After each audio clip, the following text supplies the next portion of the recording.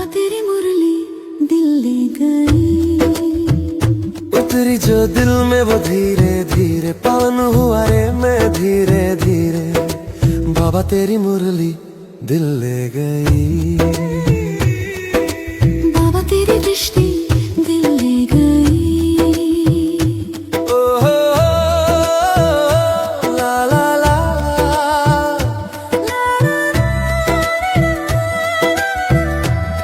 ओम शांति। आज हम बाबा की 20 मई 2026 की साकार मुरली सुनेंगे। प्रातः मुरली ओम शांति बाप दादा मधुबन। आज प्यारे मीठे बाबा बोले, मीठे बच्चे अपने आप से पूछो कि मैं कितना समय बाप की याद में रहता हूँ। क्या बोला शिव बाबा ने? मीठे बच्चे अपने आप से पूछो कि मैं कितना समय बाप की याद में रहता हूँ। देही अभिमानी स्थिति कितना समय रहती है, ये सारी बातें चेक करनी है। अच्छा, प्रश्न है, तकदीरवान बच्चे ही बाप का कौन सा डायरेक्शन पालन करते हैं? कौन से बच्चे? तकदीरवान। तो तकदीरवान बच्चे ही बाप का कौन सा डायरेक्शन पालन करते हैं? उत्तर है, बाप का डायरेक्शन है। क्या डायरेक्शन है? मीठे बच्चे आत्माभिमानी भव। तुम सब आत्माएं मेल हो, फीमेल नहीं। आत्मा क्या होती है? मेल होती है कि फीमेल होती है? बाबा ने बताया कि तुम सब आत्माएं मेल हो, फीमेल नहीं। तुम आत्मा में ही सारा पार्ट भरा हुआ है। अब यही मेहनत व अभ्यास करो कि हम कैसे देही अभिमानी रहें। यही ऊंची मंजिल है। देही अभिमानी रहे माना हर कर्म आत्मा की स्मृति में रहकर करें। इसके लिए क्या करना पड़ेगा? साक्षी भाव से मैं आत्मा ज्योति बिंदु निराकार है ना, इस शरीर के आधार से कर्म करती हूँ। तो बार बार ये अभ्यास प्रैक्टिकल करना पड़े, प्रैक्टिस करनी पड़े। यही ऊंची मंजिल है। गीत है, तकदीर जगाकर आई हूँ। ओम शांति, ओम शांति। मीठे मीठे रूहानी बच्चों ने गीत सुना। क्या सुना? कि तकदीर जगा कर आई हूँ। रूहानी बच्चे अर्थात जीव की आत्माओं ने कहा कि हम नई दुनिया की तकदीर यानी स्वर्ग की तकदीर बनाकर रूहानी बाप के पास बैठे हैं। अब बच्चों को रूहानी अभिमानी अर्थात आत्माभिमानी बनना है। बड़े से बड़ी मेहनत यह है। कौन सी? आत्माभिमानी बनना। तो अपने को आत्मा समझो और ऐसे समझो, मुझ आत्मा ने 84 जन्म लिए हैं। यह है धारणा, है ना। बाबा कहते हैं जितना अपने आप में ये धारणा बनाएंगे ना, मैं आत्मा हूँ और मुझ आत्मा ने ही 84 जन्म लिए हैं। कभी बैरिस्टर, कभी क्या बना हूँ। आत्मा मेल है, सब ब्रदर्स हैं, ना कि सिस्टर्स हैं। आत्मा कहती है यह मेरा शरीर है, तो उस हिसाब से आत्मा मेल, यह शरीर फीमेल हो गया। आत्मा मेल हो गई, शरीर फीमेल हो गया। तो हर बात को अच्छी रीति समझना है। बाप बड़ी विशाल महीन बुद्धि बनाते हैं। कैसे बनाते बाबा बुद्धि हमारी? विशाल भी और महीन भी। और अब तुम जानते हो, मुझ आत्मा ने 84 जन्म लिए हैं। संस्कार अच्छे व बुरे आत्मा में रहते हैं। उन संस्कारों अनुसार शरीर भी ऐसा मिलता है। सारा मदार आत्मा पर है। ये बहुत बड़ी मेहनत है। जन्म जन्मांतर लौकिक बाप को याद किया, अब पारलौकिक बाप को याद करना है। अपने को तो बाबा ने कहा अपने को घड़ी घड़ी आत्मा समझना है। हम आत्मा या शरीर लेते हैं, अभी हम आत्माओं को बाप पढ़ाते हैं। यह है रूहानी ज्ञान जो रूहानी बाप देते हैं। पहली मुख्य बात, बच्चों को देही अभिमानी हो रहना है। देही अभिमानी हो रहना यह बड़ी ऊंची मंजिल है। ज्ञान ऊंच नहीं है, ज्ञान में मेहनत नहीं है। बाबा कहते ज्ञान ऊंच नहीं है, ज्ञान में मेहनत नहीं है। सृष्टि चक्र को जानना, यह है हिस्ट्री, ज्योग्राफी। उच्च ते ऊंच बाप है, फिर है सूक्ष्म वतन में देवताएं। वर्ल्ड की हिस्ट्री ज्योग्राफी तो मनुष्य सृष्टि में होती है, क्योंकि पार्ट कहाँ बजाते हैं, मनुष्य सृष्टि में। इसलिए सृष्टि बाबा ने कहा कि वर्ल्ड की हिस्ट्री ज्योग्राफी तो मनुष्य सृष्टि में होती है। मूल वतन, सूक्ष्म वतन में कोई हिस्ट्री ज्योग्राफी नहीं है, वह है ही शांति धाम। सतयुग है सुख धाम, कलयुग है दुख धाम। यहाँ रावण राज्य में किसको शांति मिल नहीं सकती। क्या कहते शिव बाबा कि यहाँ रावण राज्य में किसको भी शांति मिल नहीं सकती। और अब तुम बच्चों को ज्ञान मिला है, हम आत्मा हैं ही शांति धाम में रहने वाली। यह आर्गन्स कर्म करने के लिए हैं, चाहे कर्म करे चाहे ना करे, हम तो आत्मा हैं और हमारा स्वधर्म शांत है। कर्म योगी है ना, कर्म भी जरूर करना है। कर्म सन्यासी कभी हो नहीं सकते। यह भी बाबा कहते यह भी इन सन्यासियों का पार्ट है।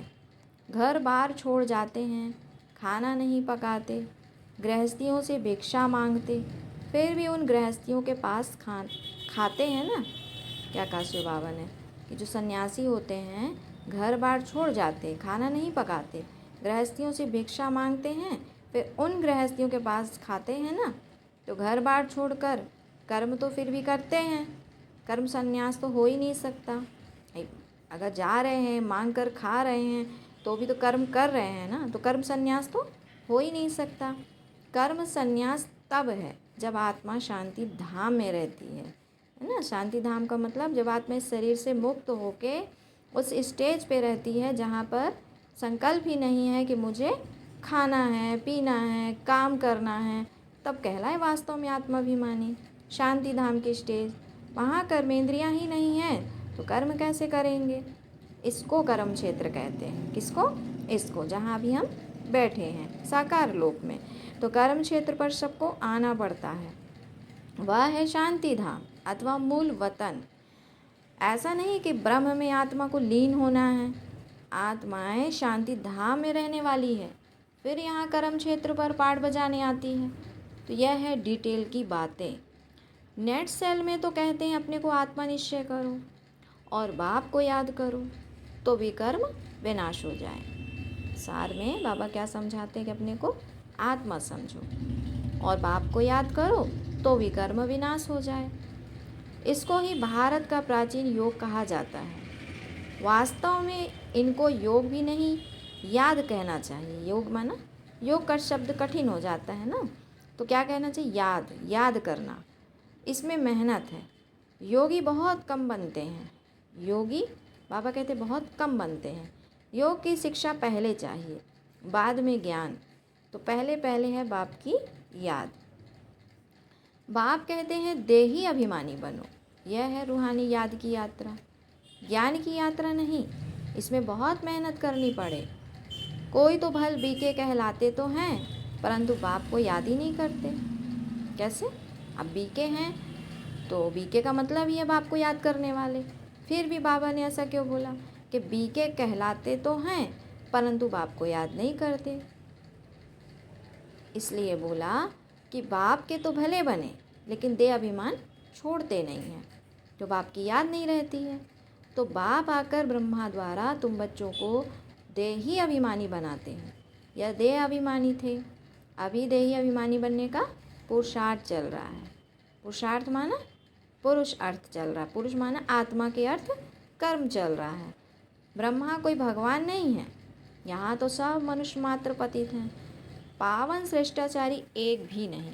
आत्मा के लिए ही कहा जाता है पुण्य आत्मा, पाप आत्मा। मनुष्य भी कहते हैं कि मेरी आत्मा को तंग नहीं करो, परंतु समझते ही नहीं कि मैं कौन हूँ।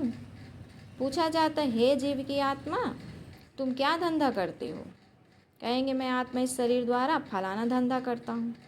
तो पहले यह निश्चय कर बाप को याद करो कि मैं आत्मा इस शरीर द्वारा कर्म करता हूँ।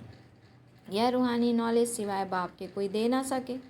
बाप आकर देही अभिमानी बनाते हैं। ऐसा नहीं कि ज्ञान से कोई तीखे जाते हैं तो वह पक्के देही अभिमानी बने हैं, नहीं। बाबा कहते हैं ज्ञान में तीखे हो जाने का अर्थ ये नहीं कि अपने आप को वो देही अभिमानी बना लिए। देही अभिमानी जो हैं वह ज्ञान को अच्छी रीति धारण करते हैं। क्या निशानी बताई? देही अभिमानी की निशानी ज्ञान की धारणा होगी, सिर्फ ज्ञानी बस नहीं होगा, धारणा वाला ज्ञानी होगा, उसको कहा देही अभिमानी। तो कहा बाकी तो बहुत है जो ज्ञान की अच्छी रीति समझानी देते हैं, समझते हैं, परंतु शिव बाबा की याद भूल जाते हैं। मैंपन आ जाता है ना, सुनाने वाला कौन वो है ये भूल जाता है। तो कहा घड़ी घड़ी अपने को आत्मा समझ बाप को याद करना, इसमें जिन्न मुआफिक बनना है। जिन्न की कहानी है तो बाप भी यह काम देते हैं कि मुझे याद करो, नहीं तो माया तुम्हें खा जाएगी। एक बाप ही ऐसा है जिसकी याद से हम माया से सेफ रहते हैं, और बाबा की याद भूली तो माया अपने पास पकड़ के ले जाती है। तो जितना आप आपको याद करेंगे तो विकर्म विनाश होंगे और तुमको बहुत कशिश होगी। माया उल्टा बनाकर तुमको बहुत तूफान में लाएगी। बुद्धि में यही याद रहे कि हम आत्मा बाप के बच्चे हैं, बस इसी खुशी में रहना है। कौन है हम? बाप के बच्चे हैं। देह अभिमान में आने से माया चमाट लगाती है। हाथम ताई का खेल भी दिखाते हैं, मुलहरा डालने से गुम हो जाते हैं। तुमको भी माया तंग नहीं करेगी अगर बाप की याद में रहेंगे तो।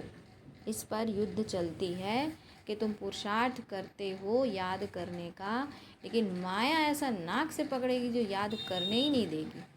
तुम तंग हो सो जाएंगे, माना तंग हो सो जाएंगे, माना बुद्धि से बाप की याद भूल जाएगी। इतना माया से युद्ध चलेगी। बाकी वर्ल्ड की हिस्ट्री ज्योग्राफी तो मोस्ट सिंपल है। तुमको घड़ी घड़ी कहा जाता है हमेशा समझो अब हमारे 84 जन्म पूरे हुए, अब हम जाते हैं बाबा से मिलने। यह याद रहना ही मुश्किल है, बाकी किसको समझाना कोई मुश्किल नहीं है। याद में मुश्किल है, ज्ञान में मुश्किलात नहीं है।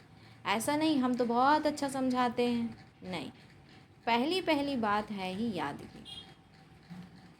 प्रदर्शनी में ढेर आते हैं, पहले पहले यह सबक पाठ सिखाना है कि अपने को आत्मनिश्चय कर बाप को याद करो, तो तमो प्रधान से सतो प्रधान बनेंगे। पहले लेशन ही यह देना है। भारत का प्राचीन योग कोई सिखा नहीं सकते, बाप जब आकर सिखाए तब सीख सकते हैं। मनुष्य को राजयोग सिखा ही नहीं सकते, इम्पॉसिबल है। सतयुग में तो है ही पावन, वहाँ तो प्रारब्ध भोगते हैं, वहाँ ज्ञान अज्ञान की तो बात ही नहीं है सतयुग में, क्योंकि आत्माभिमानी है। भक्ति मार्ग में ही बाप को पुकारते हैं कि आकर दुख हरो सुख दो। सतयुग त्रेता में कोई गुरु गोसाई होते नहीं, वहाँ तो सदगति पाई हुई है। सदगति का वर्षा 21 जन्म के लिए तुम पा सकते हो। 21 पीढ़ी कहते हैं, 21 पीढ़ी कहते हैं ब्रह्मा कुमारी वह जो 21 पीढ़ी का उद्धार करे। यह है ब्रह्मा कुमारी जो 21 पीढ़ी का उद्धार करे। उसे बाबा ने कहा असली ब्रह्मा कुमारी। भारत में ही गाया जाता है, भारत में ही तुमको 21 पीढ़ी का वर्षा मिलता है। वहाँ तुम एक ही देवी देवता धर्म वाले होते हो, दूसरा कोई धर्म नहीं। बाप आकर तुमको मनुष्य देवता बनाते हैं। पवित्र होने बिगर हम वापस जा कैसे सकते? यहाँ तो सब विकारी पतित हैं। जो धर्म स्थापक हैं वह फिर पालना करते हैं, उनके धर्म की वृद्धि होती जाती है। कोई भी वापस जा नहीं सकता, एक भी एक्टर वापस जा नहीं सकता। सबको सतो प्रधान सतो रजो तमो में आना ही है। ब्रह्मा के लिए भी कहते ब्रह्मा का दिन ब्रह्मा की रात। तो क्या सृष्टि अकेला ही ब्रह्मा तो क्या सृष्टि में अकेला ही ब्रह्मा होगा क्या? अभी तुम ब्राह्मण कुल के बन रहे हो, तुम रात में थे अर्थात अज्ञान नींद में सोए पड़े थे। अभी बाबा ने आके हमको ज्ञान की सोझरे में ले आया, तो अभी क्या हुआ? दिन में जा रहे हो। तो तुमको समझाया है कि कितना समय पूज्य पने में रहते हो, कितने जन्म पुजारी बनते हो। तो बाबा समझाते हैं कैसे कैसे जन्म लिया, कैसे कैसे पतित बन गए। तो जब तक बाप ना आए तब तक कोई भी भ्रष्टाचारी से श्रेष्ठाचारी बन ना सके, क्योंकि श्रेष्ठाचारी एक ही रह जाता है, वही आके फिर श्रेष्ठाचारी बनाता है। तो श्रेष्ठाचारी उनको कहा जाता है जो विकार से पैदा होते हैं, भ्रष्टाचारी उनको कहा जाता है जो विकार से पैदा होते हैं। इसीलिए इसको हेल माना नर्क कहा जाता है। हेल और हेविन दोनों में अगर दुख हो तो फिर उनको हेवन ही ना कहा जाए। जब तक पूरा समझा नहीं है तो उल्टे सुल्टा प्रश्न करेंगे। तुमको समझाना है कि भारत बहुत उच्च था, जैसे ईश्वर की महिमा अपरंपार है वैसे भारत की भी महिमा अपरंपार है। भारत क्या था, ऐसा किसने बनाया? बाप ने, जिसकी महिमा गाते हैं। तो बाप ही आकर बच्चों को विश्व का मालिक बनाते हैं, मनुष्य मात्र को दुर्गति से सद्गति में ले जाते हैं, शांति धाम में ले जाते हैं, जिसके लिए ही मनुष्य पुरुषार्थ करते हैं। उसको अटल सुख, अटल शांति, अटल पवित्रता कहा जाता है। वहाँ तुम सुख में भी हो, शांति में भी हो, और बाकी आत्मा शांति में रहती हैं। मैक्सिमम जन्म तुम लेते हो, बाकी मिनिमम वाले अटल शांति में रहते हैं। वह जैसे मच्छरों सदृश आए, 1 घंटा जन्म पाठ बजाया, ये क्या, उनकी कोई वैल्यू ही नहीं है। मच्छरों की क्या वैल्यू है? रात को जन्मते हैं, रात में ही मर जाते हैं। इस समय बहुत करके शांति ही चाहते हैं, क्योंकि इस समय के गुरु लोग हैं शांति में जाने वाले। तुम यहाँ आए हो स्वर्गवासी बनने के लिए। स्वर्गवासी को शांतिवासी नहीं कहेंगे। शांतिवासी निराकारी दुनिया को कहा जाता है। मुक्ति अक्षर गुरुओं से सीखते हैं। माताएं व्रत नेम रखती हैं बैकुंठपुरी में जाने के लिए। कोई मरता है तो भी कहते हैं स्वर्गवासी हुआ, कोई होता ही नहीं है। लेकिन भारतवासी हेवन को ही मानते हैं, समझते हैं भारत पैराडाइज था। शिव बाबा भारत में ही आकर स्वर्ग की रचना रचते हैं, तो ज़रूर यहाँ ही रचेंगे। स्वर्ग में तो नहीं आएंगे। कहते हैं मैं आता हूँ स्वर्ग और नर्क के संगम पर, कल्प कल्प के संगम पर आते हैं। उन्होंने फिर युगे युगे लिख दिया है। कल्प का अक्षर भूले हुए हैं। यह भी खेल बना हुआ है, फिर वही रिपीट होगा। बाबा कहते हैं इस अंतिम जन्म में तुम बाप को और सृष्टि चक्र को जानते हो, कैसे स्थापना होती है नंबरवार, सो अब तुम जानते हो। तो ये सारा खेल तुम भारतवासियों पर ही बना हुआ है, और अभी तुम बाप द्वारा राजयोग सीखते हो। बाप की याद से ही राज्य पाते हो। चित्र भी खड़े हैं ना, यह सब चित्र किसने बनाए? इनको कोई गुरु गोसाई तो है नहीं। किसको? शिव बाबा को। अगर कोई गुरु होता तो भी गुरु को एक शिष्य थोड़े ही होता, अनेक होते ना। तो यह नॉलेज सिवाय एक बाप के और कोई जान ना सके। बहुत लोग पूछते हैं कि यह चित्र तुम्हारे दादा ने बनवाए हैं। यह तो बाप ने दिव्य दृष्टि से साक्षात्कार कराया है, बैकुंठ का भी साक्षात्कार कराया है। वहाँ कैसे स्कूल चलती है, क्या भाषा होती है, सब साक्षात्कार किए हैं। बच्चे भट्टी में थे तो बाबा बच्चों को बहलाते थे। कराची में तुम सिर्फ, बाबा कहते कराची में सिर्फ तुम ही अलग रहे हुए थे, जैसे अपनी राजाई थी। मतलब इतने अच्छे से रहते थे जैसे कि अपना एक अलग से राजाई चलता था, अपनी तात अपनी बात दूसरा कोई समझ ही ना सके। समझते थे यह खुदा प्रस्त हैं। बाबा ने समझाया है तुम हो नंस, नंस माना साध्वी, नट वन नन बट वन, मतलब एक ही है, जो है वो एक ही है, एक सिवाय और कोई याद नहीं करना है। वह नंस क्राइस्ट को ही जानती हैं, उनके सिवाय कोई को नहीं जानते। वो यादगार किसका है? हम बच्चों का है। तुम जानते हो वर्षा एक शिव बाबा से ही मिलता है। शिव बाबा तो है ही बिंदी, वह भी कोई द्वारा ही समझाएंगे ना। प्रजापिता तो जरूर यहाँ होगा। तो बाप कहते हैं इनके बहुत जन्मों के अंत के जन्म में पतित शरीर में प्रवेश करता हूँ, जिसके? ब्रह्मा बाप के। अच्छा, मीठे मीठे सिकिलधे बच्चों प्रति माता पिता बाप दादा का याद प्यार और गुड मॉर्निंग। रूहानी बाप के रूहानी बच्चों को नमस्ते। हम रूहानी बच्चों की रूहानी माता पिता बाप दादा को याद प्यार गुड मॉर्निंग और नमस्ते। फिर है धारणा के लिए मुख्य सार। ज्ञान को अच्छी रीति धारण कर देही अभिमानी बनना है, यही मेहनत है, यही ऊंची मंजिल है। इस मेहनत से आत्मा को सतो प्रधान बनाना है। क्या कहा शिव बाबा ने कि ज्ञान को अच्छी रीति धारण कर देही अभिमानी बनना है, यही मेहनत है, यही ऊंची मंजिल है। इस मेहनत से आत्मा को सतो प्रधान बनाना है। दूसरा पॉइंट है जिन्न बन कर याद की यात्रा करनी है। माया कितने भी विघ्न डाले लेकिन मुख में मुलहरा डाल देना है। माया से तंग नहीं होना है, एक की याद में रहकर तूफान हटा देने हैं। माया से तंग नहीं होना है, एक की याद में रहकर तूफान हटा देने हैं। फिर बाबा बच्चों को वरदान देते हैं कि साधनों को यूज करते हुए साधना को अपना आधार बनाने वाले सिद्धि स्वरूप भव। साधनों को यूज करते हुए साधना को अपना आधार बनाने वाले सिद्धि स्वरूप भव। बाबा ने कहा कोई भी पुरानी दुनिया के आकर्षण में दृश्य अल्पकाल के सुख के साधन यूज करते व देखते हो तो उन साधनों के वशीभूत हो जाते हो। साधनों के आधार पर साधना ऐसे है जैसे रेत के फाउंडेशन पर बिल्डिंग। इसीलिए किसी भी विनाशी साधन के आधार पर अविनाशी साधना ना हो। साधन निमित्त मात्र है और साधना निर्माण का आधार है। इसीलिए साधना को महत्व दो तो साधना सिद्धि को प्राप्त कराएगी। साधना को महत्व देना है, साधन को नहीं। अगर साधन को महत्व दिया तो साधना ख़त्म हो जाएगी। वो जैसे बोला ना, रेत के ऊपर बिल्डिंग खड़ी कर दी तो बिल्डिंग क्या होगी, वो ख़त्म, कोई सिद्धि नहीं, कोई प्राप्ति नहीं, विनाश।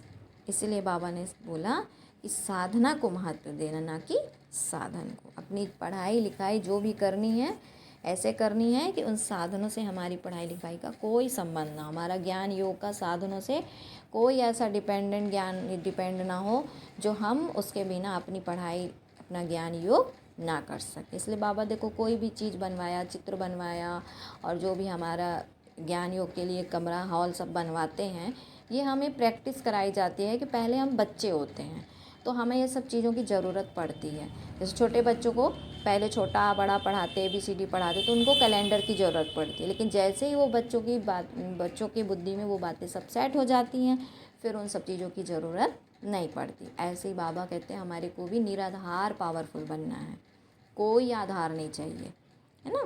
इसीलिए कहा कि साधना सिद्धि को प्राप्त फिर कराएगी।